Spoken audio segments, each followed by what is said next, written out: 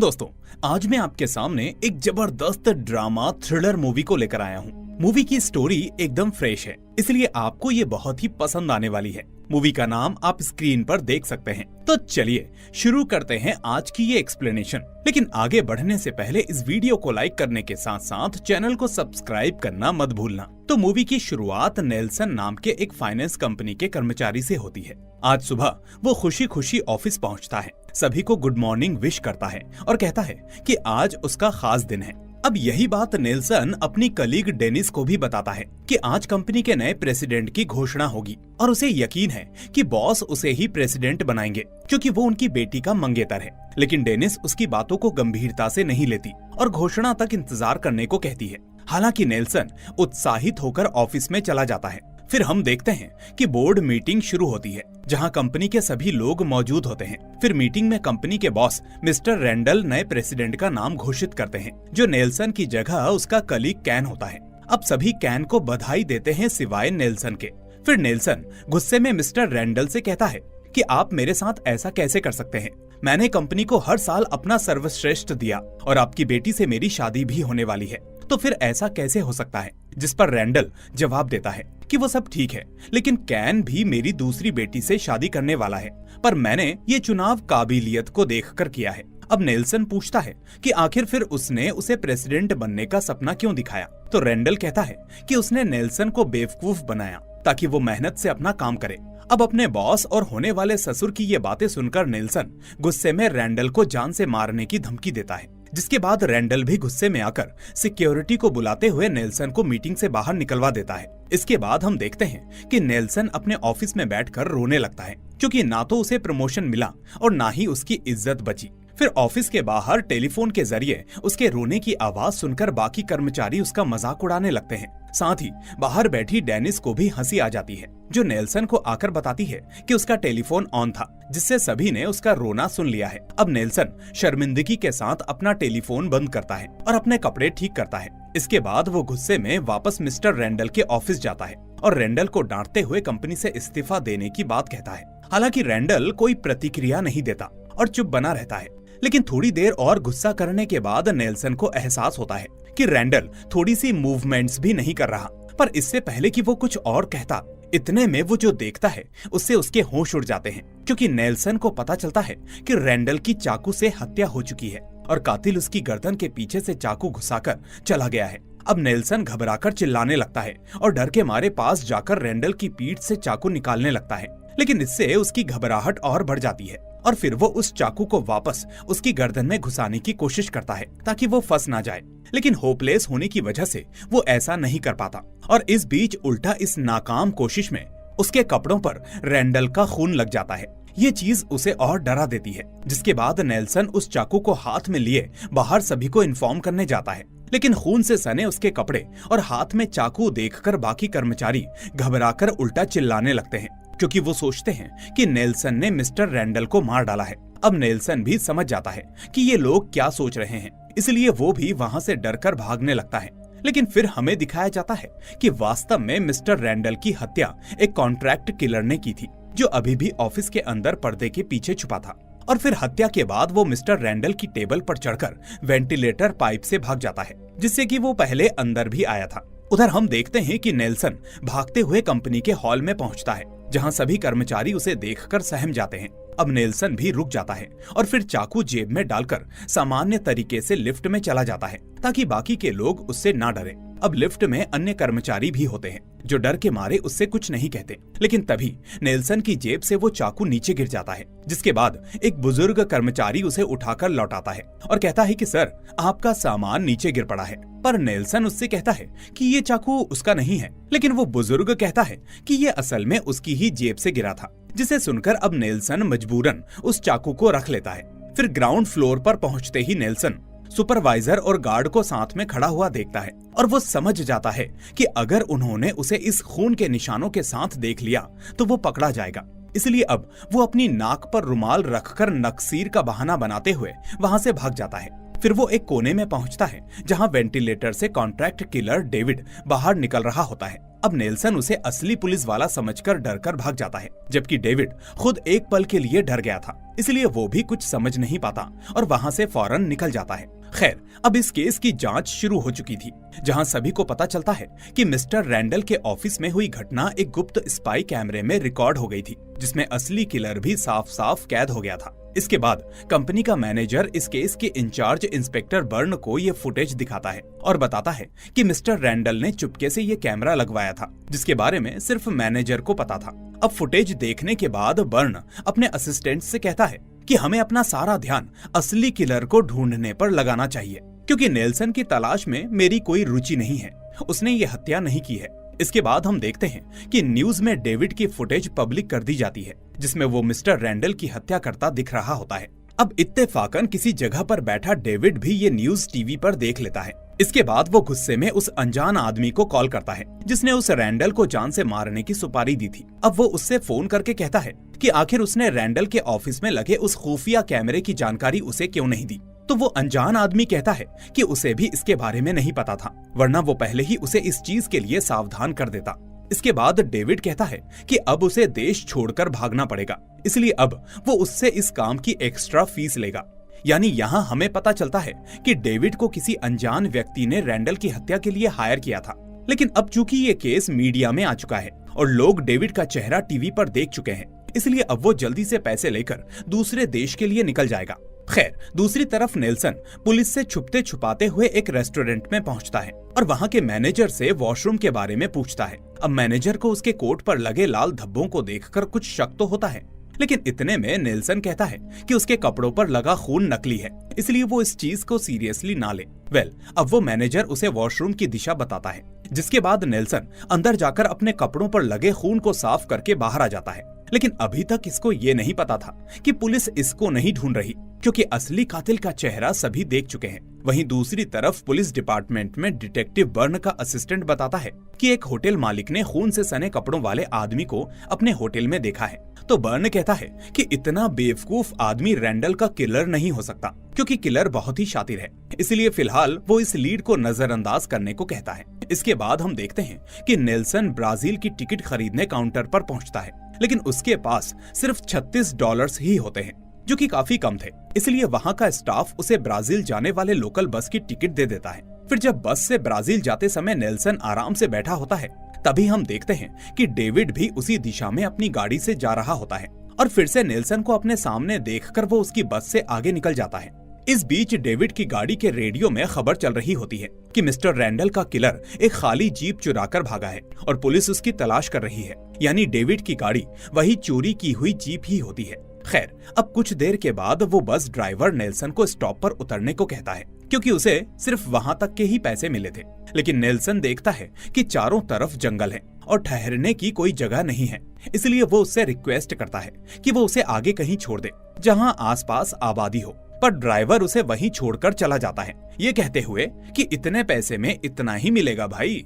इसके बाद नेल्सन रात भर जंगल में भटककर किसी तरह सरवाइव करता है और फिर सुबह उसे जंगल में वही काली जीप मिलती है जो डेविड ने चोरी की थी। लेकिन इस बीच जीप में कोई नहीं होता, तो नेल्सन उसे चुराकर भाग जाता है। पर हम समझ जाते हैं कि रात को रेडियो पर खबर सुनकर डेविड ने ये जीप जानबूझकर यहाँ छोड़ी होगी। इसके बाद नेल्सन जीप चलाकर एक होटल पहुँचता है और अपने नाम से कमरा रजिस्टर करवाता है। लेकिन होटल मालिक रैफ को नेल्सन की हरकतों पर शक हो जाता है, क्योंकि उसका बिहेवियर थोड़ा अजीब लग रहा था। फिर रैफ की नजर अचानक एक न्यूज़पेपर पर पड़ती है, जिसमें लिखा होता है कि एक सीरियल किलर काली जीप चुराकर मैक्सिको से भागा है। फिर रैफ जब बाहर देखता है तो उसे समझ में आ जाता है कि नेल्सन भी वैसी ही काली जीप से आया है। इसलिए अब उस खड़ी जीप को देखकर वो नेल्सन से पूछता है कि क्या वो जीप उसकी है, तो नेल्सन हिचकिचाते हुए हाँ कह देता है। इसके बाद रैफ बिना कुछ कहे उसे कमरे की चाबी दे देता है और उसे उसके कमरे की डायरेक्शन बता देता है। फिर नेल्सन के जाने के बाद वो फौरन पुलिस को फोन करता है और अब नेल्सन नहाकर बाहर आता है तो उसकी नजर रूम में पड़े सुबह के अखबार पर पड़ती है, जिसमें वही जीप वाली खबर होती है।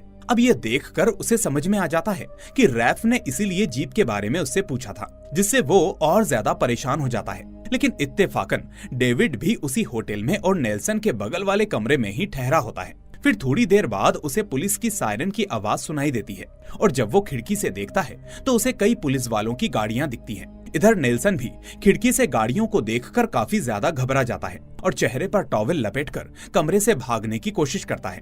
हालांकि पुलिस को पता होता है कि टॉवेल वाला आदमी किलर नहीं है, क्योंकि फुटेज में उस किलर की लंबाई लगभग 6 फुट थी। इसके बाद नेल्सन टॉवेल के साथ पुलिस के बीच से निकलने की कोशिश करता है, लेकिन इतने में रैफ उसकी ओर इशारा करके कहता है कि यही किलर है। तभी नेल्सन चिल्लाकर वो टॉवेल रैफ के मुंह पर फेंक देता है और पुलिस को पीछे मुड़ने को बोलकर जोर से चिल्लाता है कि किलर उधर है।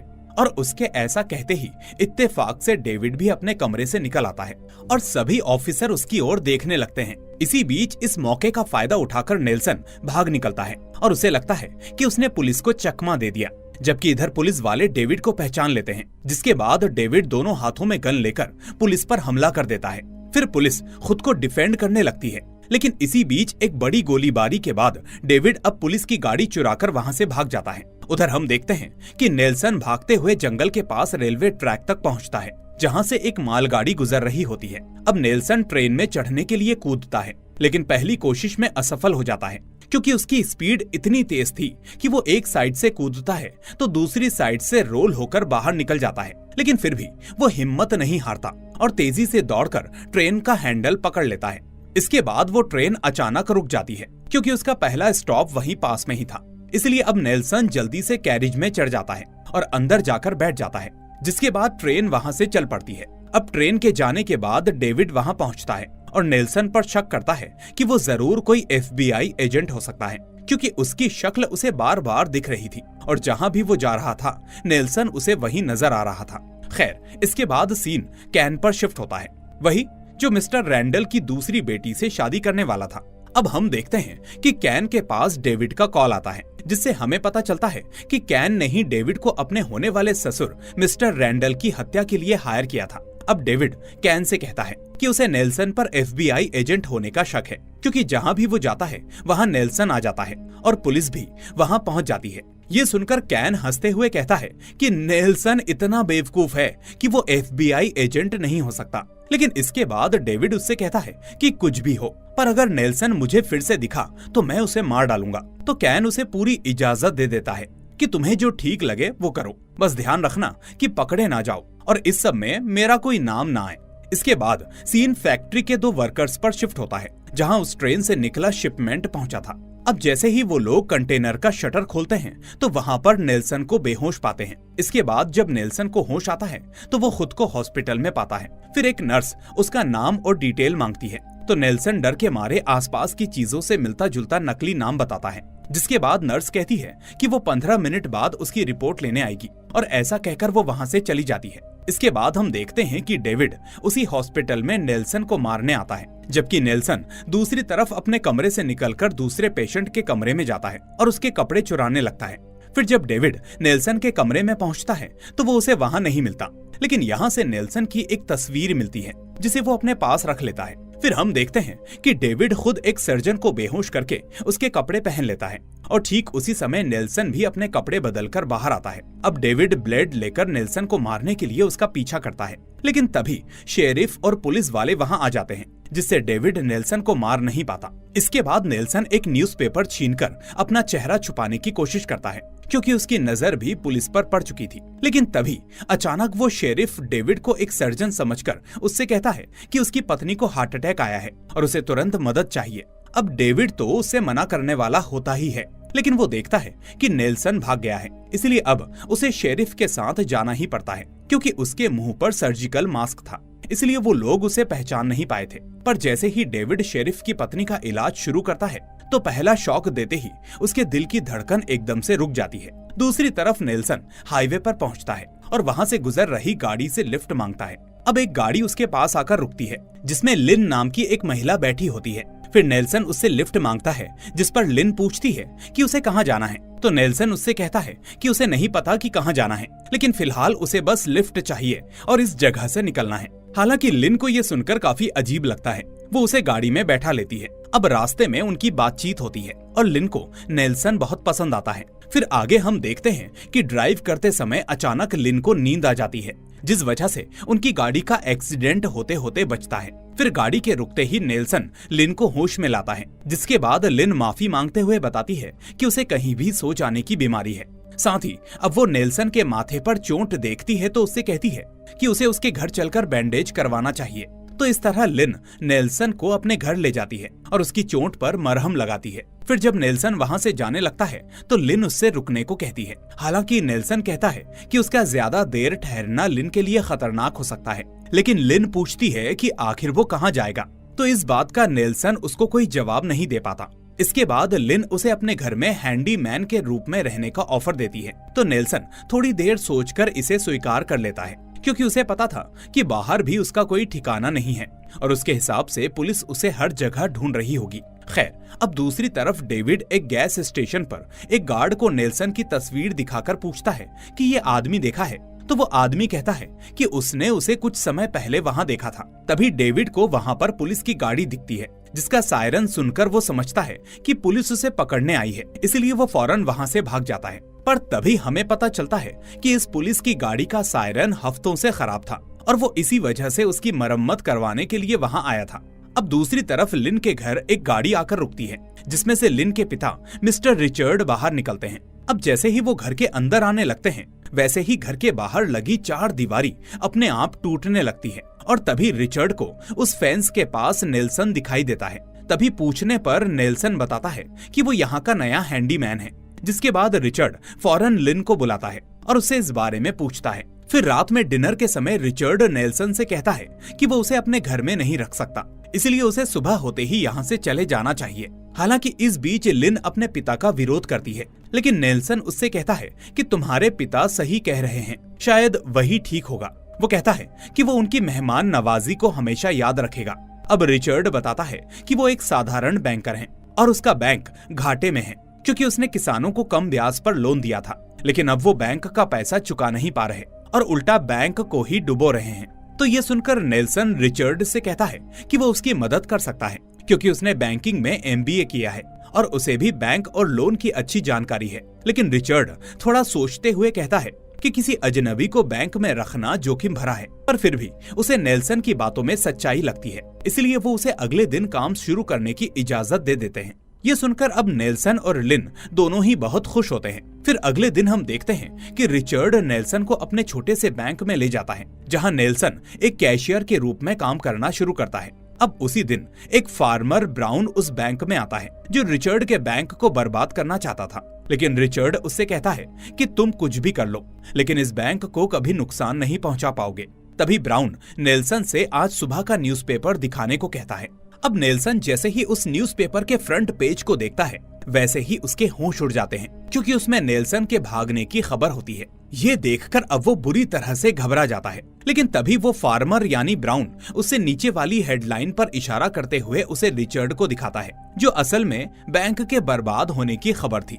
ये देखकर अब नेल्सन राहत महसूस करता है कि चलो इसमें मैं बच गया। लेकिन तभी रिचर्ड ब्राउन से कहता है कि ये खबर झूठी है और वैसे भी ब्राउन न्यूज़पेपर प्रेस का मालिक होने के नाते अपनी तरफ से कुछ भी छपवा सकता है।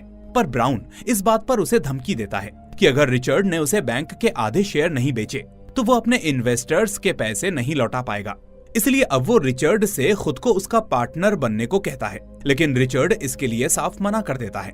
जिसके बाद ब्राउन गुस्से में बैंक को बर्बाद करने की धमकी देकर वहां से चला जाता है। इधर ब्राउन अपने घर पर टीवी देख रहा होता है, जहां एक कॉमेडी शो में मिस्टर रैंडल के मर्डर सीन की फुटेज दिखाई जाती है। यहाँ वो नोटिस करता है कि इस फुटेज में नेल्सन की अजीब हरकतें हैं, इसीलिए ये देखकर ब्राउन को रिचर्ड को बर्बाद करने का एक आइडिया आता है। उधर नेल्सन लिन को अपनी सारी सच्चाई बता देता है कि आखिर वो इधर उधर क्यों भागा भागा फिर रहा है, जिससे लिन को यकीन हो जाता है कि नेल्सन हत्यारा नहीं हो सकता और वो उसकी बात मान लेती है। फिर नेल्सन लिन से अपने प्यार का इजहार करता है और वो दोनों साथ में रहने का डिसीजन लेते हैं। उधर हम देखते हैं कि डेविड कैन को फोन करके शिकायत करता है कि पुलिस ने उसे पकड़ने के लिए $1 मिलियन का इनाम रखा है, जिस पर कैन कहता है कि वो पुलिस के मामले में दखल नहीं दे सकता, वरना उस पर शक हो जाएगा। साथ ही वो डेविड को भरोसा दिलाता है कि कुछ दिनों में वो देश से बाहर होगा और पुलिस उसे पकड़ नहीं पाएगी, लेकिन तब तक वो छुप कर रहे और किसी के सामने ना आए। तो आखिर में डेविड इसके लिए मान जाता है। अब दूसरी तरफ ऑफिसर बर्न को फार्मर ब्राउन अपनी वैन में बुलाता है और उसे बताता है कि उसने खूनी को पकड़ लिया है जो रिचर्ड के बैंक में काम करता है। तो इस तरह से बर्न अपने असिस्टेंट को शहर के लोगों को इन्फॉर्म करने और बाद में उस आदमी को गिरफ्तार करने के आदेश दे देता है। अब उसी दिन शहर के लोग रिचर्ड के बैंक के अगेंस्ट विद्रोह कर देते हैं, ये मानते हुए कि उसका कैशियर हत्यारा है। हालांकि रिचर्ड लोगों को समझाने की बहुत कोशिश करता है कि ये उनकी गलत फहमी है, लेकिन लोग उसे वो न्यूज़पेपर दिखाते हैं, जिसके बाद रिचर्ड कहता है कि ये आर्टिकल ब्राउन की कंपनी ने छापा है जो उसके बैंक को बर्बाद करने की साजिश रच रहा है। लेकिन हम देखते हैं कि कोई भी उसकी बात नहीं मानता और उल्टा सभी नेल्सन के खिलाफ नारे लगाने लगते हैं। इतने में डेविड चुपके से बैंक में घुसता है और नेल्सन को मारने के लिए अपनी गन निकाल लेता है। लेकिन तभी वहाँ पर इंस्पेक्टर बर्न आ जाता है और सभी को शांत रहने को कहता है। बर्न कहता है कि किलर अभी भी उनके बीच में है। तो ये सुनकर डेविड को लगने लगता है कि असल में उसकी बात हो रही है, इसलिए वो नेल्सन को नहीं मारता। इतने में वहाँ मौजूद लिन नेल्सन को लोगों की भीड़ से बचाकर वहाँ से ले जाती है, जिसके बाद वो दोनों मैक्सिको की बस में चढ़ जाते हैं। लेकिन हम देखते हैं कि डेविड भी उनके पीछे पीछे भागता हुआ आता है, लेकिन तब तक उन दोनों की बस वहाँ से निकल जाती है। इसीलिए अब वो पीछे से आ रही दूसरी बस में चढ़कर नेल्सन का पीछा करने लगता है। इधर पुलिस रिचर्ड से पूछताछ करती है कि हत्यारा उसकी बेटी को लेकर कहाँ भागा होगा। तो रिचर्ड कहता है कि नेल्सन किसी को मारने में सक्षम ही नहीं है, क्योंकि वो शारीरिक रूप से कमजोर है और मानसिक रूप से बहुत ही इनोसेंट है। इसलिए पुलिस असली कातिल की तलाश करे। तभी बर्न कहता है कि वो जिसे ढूंढ रहे हैं वो शारीरिक रूप से मजबूत है, और इसके बाद वो उसको डेविड की असली फोटो दिखाता है। तभी रिचर्ड फोटो देखकर उससे कहता है कि फार्मर ब्राउन ने पुलिस को बेवकूफ बनाया है, क्योंकि मैंने इस आदमी को कभी नहीं देखा।